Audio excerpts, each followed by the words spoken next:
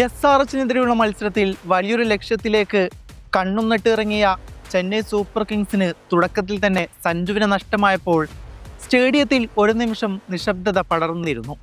സമ്മർദ്ദം നിറഞ്ഞ ആ നിമിഷത്തിലാണ് പ്രതീക്ഷയുടെ ഭാരവും പേറി ആയുഷ് മാത്രേ ക്രീസിലേക്ക് നടന്നു വന്നത്. മൂന്നാം ഓവർ എറിയാൻ പന്തുമായി എത്തിയത് സാക്ഷാൽ പ്രഫുൽ ഹിംഗയായിരുന്നു. കഴിഞ്ഞ മത്സരത്തിൽ വൈഭവ് സൂര്യവംശിയെ ആദ്യ പന്തിൽ തന്നെ മടക്കിയ IPL ചരിത്രത്തിൽ തന്നെ ആദ്യ ഓവറിൽ 3 വിക്കറ്റുകൾ വീഴ്ത്തിയ അപൂർവ നേട്ടത്തിനുടമയായ ഒരു ബൗളറാണ് അയാൾ. എന്നാൽ ആ പേരും പ്രതാപവും ആയുഷിനെ തെല്ലും ഭയപ്പെടുത്തിയതേയില്ല. പ്രഫുൽ ഹിംഗ എറിഞ്ഞ ആദ്യ പന്തിൽ തന്നെ ഒരു മാന്ത്രിക പുൾഷോട്ടിലൂടെ ആയുഷ് പന്ത് അതിർത്തി കടത്തി. ഒരു വമ്പൻ സിക്സറായിരുന്നു. അതൊരു കൊടുങ്കാറ്റിന്റെ തുടക്കം മാത്രമായിരുന്നു. അവിടെയൊന്നും നിർത്താതെ അതേ ഓവറിൽ 4 മനോഹരമായ ബൗണ്ടറികൾ കൂടി ആയുഷിന്റെ ബാറ്റിൽ നിന്നും പറന്നുയർന്നു. വിക്കറ്റ് വേട്ടക്കാരനായ പ്രഫുൽ സ്പെൽ 2 ഓവറിൽ 39 റൺസ് എന്ന നിലയിൽ തകർന്നു വീണു. വെറും 12 പന്തിൽ 30 റൺസുമായി ആയുഷ് മൈതാനത്ത് അക്ഷരാർത്ഥത്തിൽ അഗ്നിയായി മാറുകയായിരുന്നു. ഇന്നൊരു വലിയ ഇന്നിംഗ്സ് അവൻ സ്വന്തമാക്കുമെന്ന് ആരാധകർ ഉറപ്പിച്ച നിമിഷമായിരുന്നു. എന്നാൽ വിധിയൊരു വില്ലന്റെ രൂപത്തിൽ ഹാംസ്ട്രിങ് വേദനയായി അവനെ തേടിയെത്തി. ആ കടുത്ത വേദനയുടെ പിടിയിൽ നിർഭാഗ്യവശാൽ തൊട്ടടുത്ത പന്തിൽ തന്നെ അവന് വിക്കറ്റ് നൽകി മടങ്ങേണ്ടി വന്നു. എത്ര വലിയ നിർഭാഗ്യമാണ് ആയുഷിൻ്റേത്.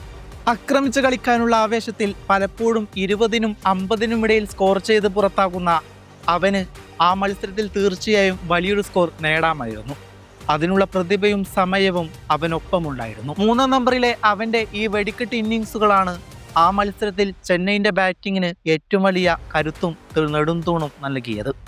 അതുകൊണ്ട് തന്നെ ഈ നിർണായക ഘട്ടത്തിൽ അവനേറ്റ പരിക്ക് ചെന്നൈ ടീമിന് നൽകുന്ന ആശങ്ക ചെറുതൊന്നുമല്ല. ആയുഷിൻ്റെ പരിക്ക് വേഗത്തിൽ ഭേദമാകട്ടെ. ഇനി അയാളുടെ പകരക്കാരനെ കുറിച്ച് നമുക്കൊന്ന് പറയേണ്ടതുണ്ട്. കഴിഞ്ഞ സീസണിൽ ചെന്നൈ സൂപ്പർ കിങ്സിന് ലഭിച്ച ഏറ്റവും മികച്ച കണ്ടെത്തലുകളിൽ ഒന്നായിരുന്നു ഉർവിൽ പട്ടേൽ. പകരക്കാരനായി ടീമിലെത്തി വെറും 3 മത്സരങ്ങളിൽ നിന്ന് 212 സ്ട്രൈക്ക് റേറ്റിൽ 68 റൺസ് അടിച്ചുകൂട്ടിയ ആ ബാറ്റിംഗ് പ്രകടനം ആരാധകർ മറന്നിട്ടില്ലായിരുന്നു.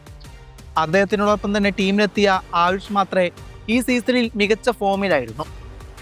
അടുത്തിടെ ഡൽഹി ക്യാപിറ്റൽസിനെതിരെ 36 പന്തിൽ 59 റൺസ് നേടി ആയുഷ് തൻ്റെ മികവ് തെളിയിക്കുകയും ചെയ്തിട്ടുണ്ടായിരുന്നു.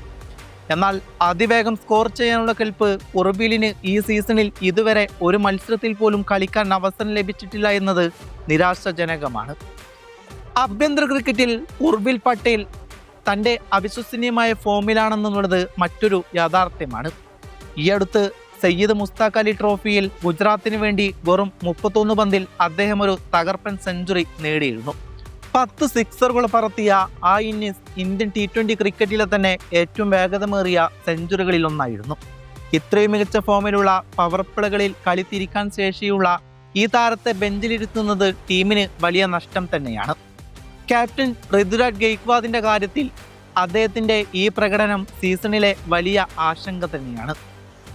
അദ്ദേഹം ഇതുവരെ 0 റൺസ് അല്ല നേടിയത്.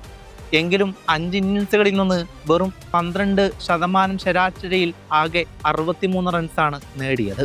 അതായത് 6, 28, 7, 15, 7. അദ്ദേഹത്തിൻ്റെ കടുത്ത ആരാധകരെ പോലും നിരാശരാക്കുകയാണ്. അദ്ദേഹത്തിൻ്റെ സ്ട്രൈക്ക് റേറ്റ് 105-ൽ വളരെ കുറവാണ്. പവർ പ്ലേകളിൽ അതിവേഗം റൺസ് കണ്ടെത്താൻ ഓപ്പൺ നിര പാടുപെടുമ്പോൾ ഉർവിൽ പട്ടേലിനെ പോലെ നിർഭയം ബാറ്റ് ചെയ്യുന്ന ഒരു താരത്തെ ടീമിൽ ഉൾപ്പെടുത്തേണ്ടത് അത്യാവശ്യമാണ്.